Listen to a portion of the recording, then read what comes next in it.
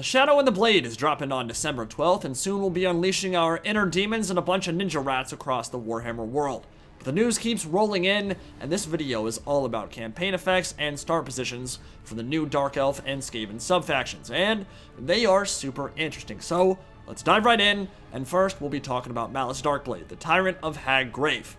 And guess what? He isn't starting in Hag Grave. Now, the Hag is one of the best cities in Naggaroth, whether you're talking about Vortex or Mortal Empires. In the lore, its wealth has been built over the millennia through slavery and mining. This is reflected in-game with a unique landmark building called the Dark Crag that grants trade resources and 1,200 income a turn at max level, which is super good. It's a settlement that suffers from success like DJ Khaled. Funnel a bunch of slaves into it and you're going to be rolling in the dough. But, as Malus Darkblade, you don't start your campaign there, it'll just be under your control. You're going to be on the other side of the world, in the Dragon Isles with the Black Ark under your command, and early on, you face a dilemma where you can either give up the city for a hefty sum of gold, or hold on to it and risk the wrath of the rest of Naggaroth. Now, who are the only two Dark Elves with the power to outright buy a city that important? It's gotta be either Malekith or Morathi, and considering Malus and his history with the Witch King, yeah, it's probably gonna be Malekith. They haven't always exactly seen eye to eye. So that whole dynamic is pretty interesting. I imagine you're either gonna get a huge diplomatic Malus, or just get outright downed by the other Dark Elf factions if you don't give up the city right away. But if it ends up being one you can defend, we're talking about one of the better settlements in the game here. It's a place you want to hold on to if you can. And that landmark building we just talked about, the Black Crag, it reduces upkeep of a garrison army there by 60%, which is huge, because it means you'll actually be equipped to hold out in the event of a siege.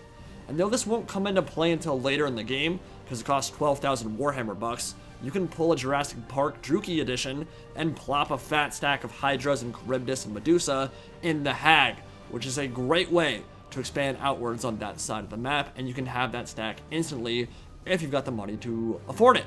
But what I think people should get really excited for is the two-prong combination of shorter end turn times, which PC Gamer reported Creative Assembly saying can be up to 60% faster on some machines, which is a godsend if completely true, and the huge expansion to the southeast corner of the Mortal Empires campaign map, which now includes Nagashi Zar, Crookback Mountain, and of course the Dragon Isles themselves. And of course, this is all happening within, or at the very least the southern borders of the Darklands themselves, home of the Dark Lord Hashut and the Chaos Dwarfs, who we'll be seeing in Total War Warhammer 3. Now, you are going to see those turn times in action very soon. I can't talk any more about them right now. You will see them very soon, but the expansion to the Mortal Empires campaign map is a big deal. For one, it's just a sizable chunk of the world in a really interesting spot. I fully expect to see Tresh Craventail get moved back home to Crookback Mountain in another update, so he can take his rightful place as right hand of Clan Ricta's home turf, and Nagashi Zar is obviously yet another hint at the Big Boner himself. And this area of the map really does seem like it's getting fleshed out in preparation to make the Chaos Dwarfs actually have threats on their southern borders in Game 3. They won't just be worrying about the west and the World's Edge Mountains, they've got a Thunderdome of their own brewing with Krotgar, Khalida, the Silver Host, which also might be getting moved with Neferata if she comes in Game 3, which I fully expect she will as well. But then there's Malus and Clan Eshin, and presumably Nagash, all Kraken Skulls in the southeast down there as well. And all that stuff will spill northwards into the Darklands once the winners end up solidifying their position. Now, I don't expect Warhammer 3's campaign map to play by the same rules as the map we see here. I mean, CA aren't just going to add it into a blanked out portion and call it a day. What we see there, it's going to spread out a lot more to the east, a lot more northwards, a lot more eastwards. We're going to be going way further than what we see, but it's still a cool hint at what is to come, even if we already have a decent idea of how things might shape up. I was not expecting to see this part of the map fleshed out so early though. It's wonderful to see. I really did expect to see it in Game 3, but this early, I had no idea it was going to happen, and I think it's really cool. And hopefully, it's a hint that other previously cut portions might get some loving now that we have faster end turn times coming as well. And honestly, you should expect CA to make even further optimizations to turn times in the run-up to Warhammer 3. It's going to be a main focus for them. They know the map's getting way bigger, and if in Game 2, well before any of us expected to actually see it, they can already bang out some really good optimizations there, then I would fully expect with a full development cycle for Game 3, we'll be seeing some great ones there. So all of that bodes really well for the future. So, looking at Malus and his campaign effects, we've seen Zarkan in action already and what he's all about.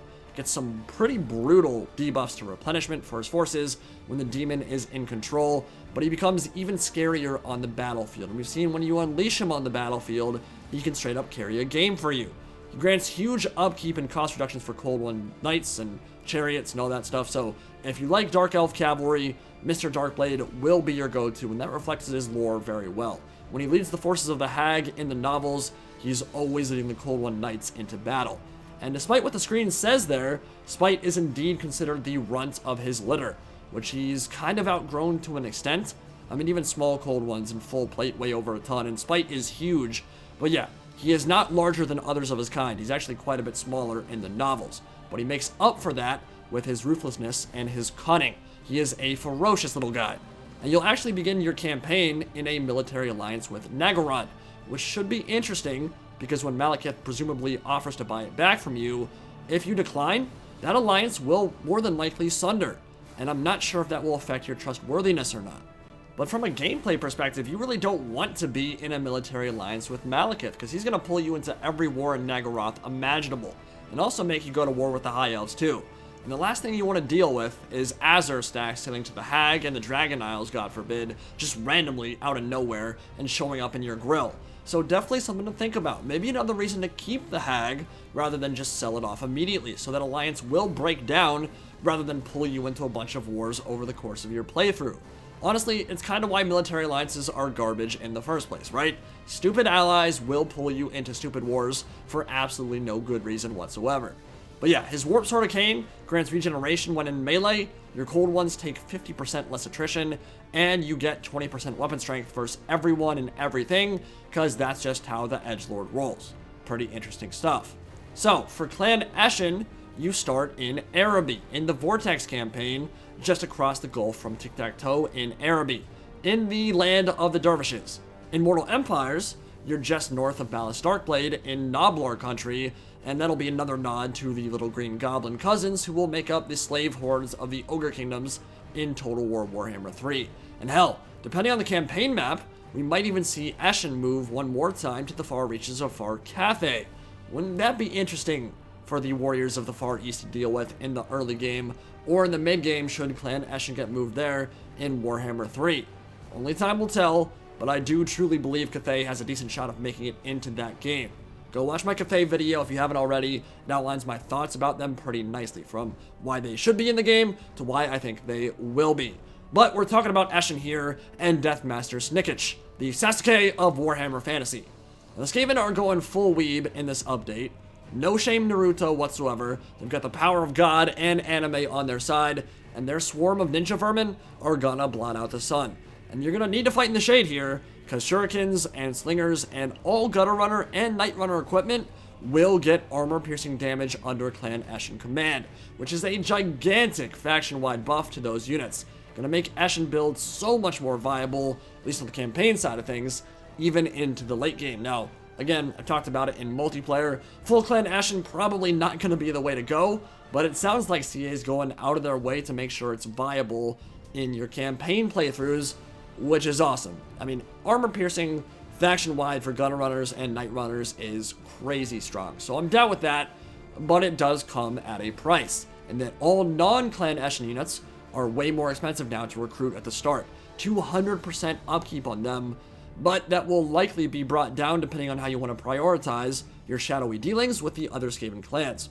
Remember, you can take specific missions from each Skaven clan to get gold and upkeep reductions for their specific units, so those prices will come down a lot depending on what you prioritize. If you're looking at Clan Mulder and you want to get friendly and cozy with them, then hell, you're going to get Rat Ogres and Hell Pit Abominations that are way cheaper, and that will mean that they're not going to be 200% more. They'll probably end up being closer to 100 or maybe even less, depending on how useful those buffs are. And of course, being able to assassinate, raise, and steal money without physically moving your agents there only losing them for a few turns is incredibly useful and a great way to piss off your opposition.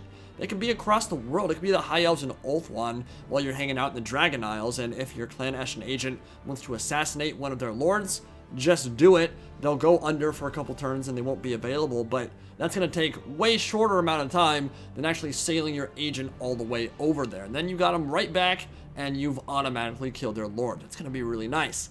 And you don't have to worry about loyalty either, because Eshin leaders know they are deader than a doornail if they try to usurp any power whatsoever from the Deathmaster. He's just going to go out and kill him. He's the greatest assassin in the setting, essentially. So they will never, ever try and betray you, which is something the Skaven sometimes have to deal with. Loyalty, not a factor when you are Clan Eshin. We even got a bit of a CA leak where they accidentally released the unlisted link to one of their videos, and in that we can see that Eshin can literally bribe an entire Skaven army off another faction, which is crazy. Sounds really fun. So for example, if Clan Rictus decides to send a stack of storm vermin your way and that's kind of pissing you off, you don't want to deal with them, you can literally just use some shadowy shenanigans, bribe their entire army, and buy them off. Suddenly that stack of storm vermin is under your command. That is crazy strong. All heroes in Snikch's army also get +8 melee attack and concealment bombs, and we've seen his whirling blades in action already. Can cut down Grail Knights or even Hippogriff Knights with ease. Just throw him into melee with that armor buff, let him get surrounded, then let it rip with Black Whirlwind or his Tri-Blade special, and things are gonna melt. Got a poop hole loophole for upkeep reduction, the sigil that nets enemy lords and heroes in place so they can get shanked like ADX Florence, and plenty of other goodies as well.